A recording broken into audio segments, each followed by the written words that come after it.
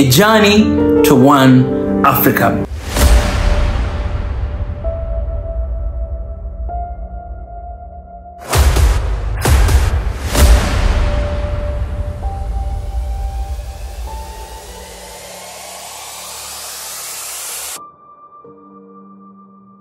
Omali Yeshitela to continue the case for the proposition.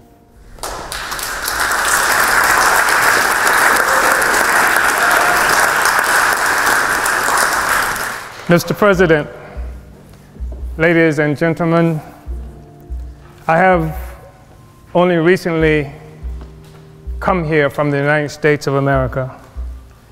And that being the case, I cannot stand before this august body without prefacing my statement in defense of closer unity of Africa, without stating first my unconditional solidarity with President Maduro and the government and people of Venezuela who are currently under attack, savage attack, by the declining world hegemon of the United States. I think it's absolutely necessary to say that coming from that country, and especially looking at the fact that the United States travels the world preening, presenting itself as the guardian of democracy and the rights of the peoples around the world, where the reality is that Africans who are colonized in the United States represent at least half of the largest prison population in the world. There are more Africans in prison in the United States than there are people in Djibouti or in Equatorial Guinea.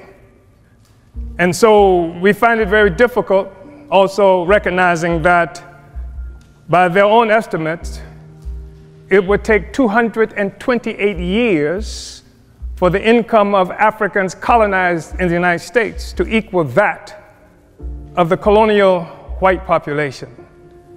So it is absolutely necessary for me to stand here today before you expressing total opposition to the United States government terroristic actions against the people of Venezuela with an attempt to starve the people into opposition to their government. Mr. President, brothers and sisters, comrades, it is also necessary for us to say that this question of a closer union with Africa, or between Africans, or within Africa, is not a purely academic question, despite the fact that this debate is occurring within the pinnacle of bourgeois academia.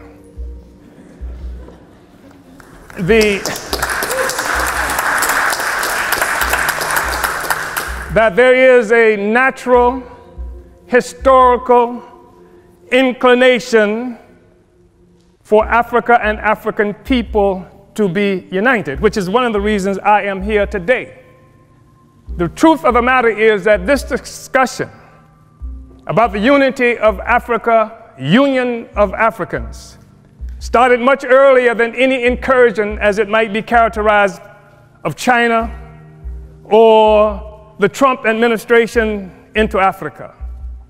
The reality is that Africa came under assault some 600 years ago when Portugal first came and captured African people and initiated the process that would begin capitalism and would establish and consolidate the identity of Europeans in the world.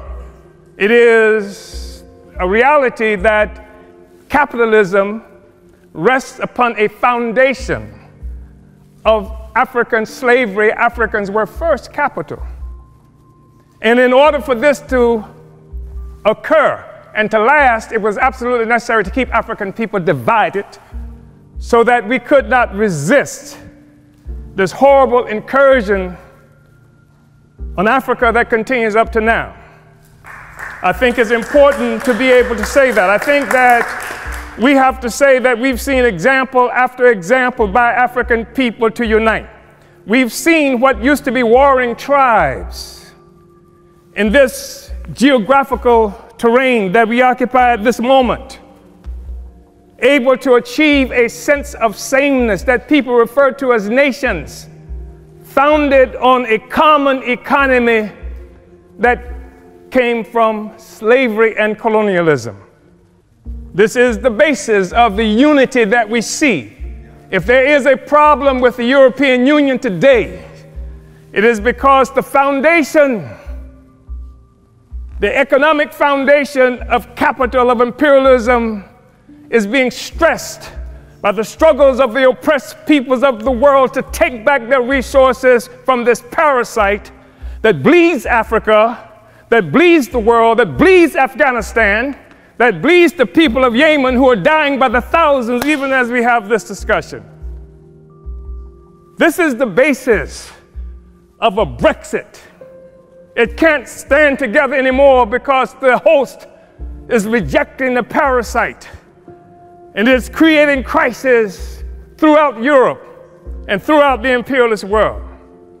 I think it's necessary, brothers and sisters, to say that there has been a natural trajectory by African people for closer union.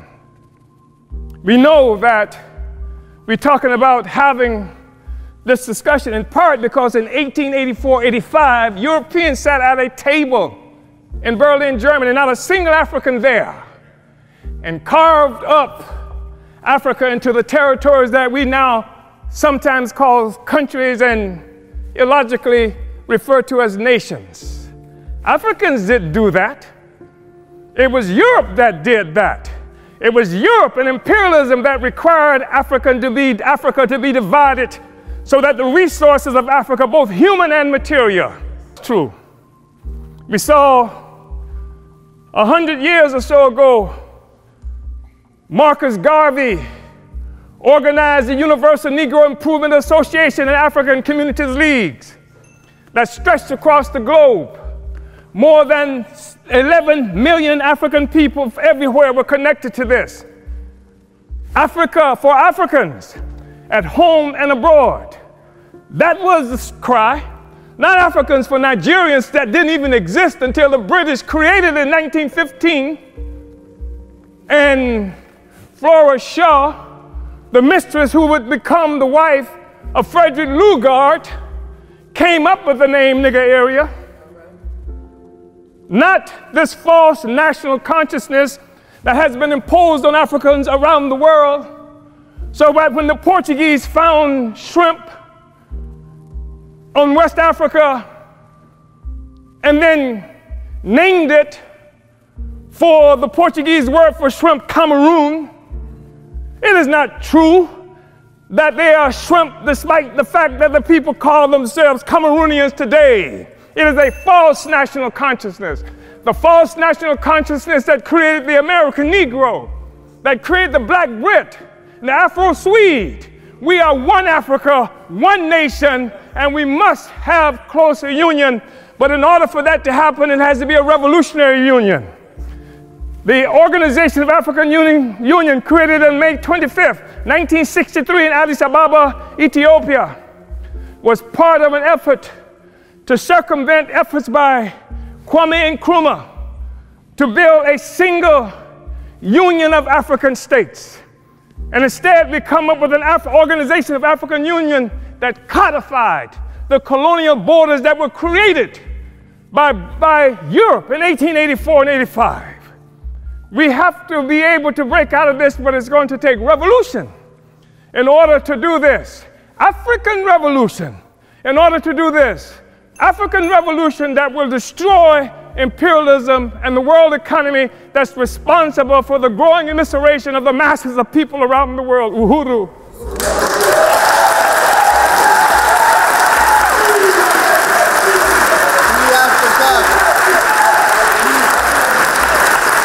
You've got to respect that. You gotta respect that. You gotta respect that. It's actually my first time to see Omali Yeshitela. It's my first time. I've never known This person right here, it's my first time. I would love to connect with him, man. I would love to connect with him. Maybe we can have a conversation on our channel. So hopefully, if anyone has a connection with him, please connect me with him.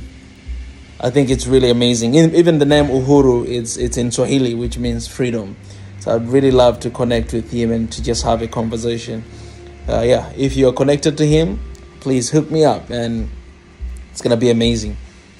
It's powerful speech right there.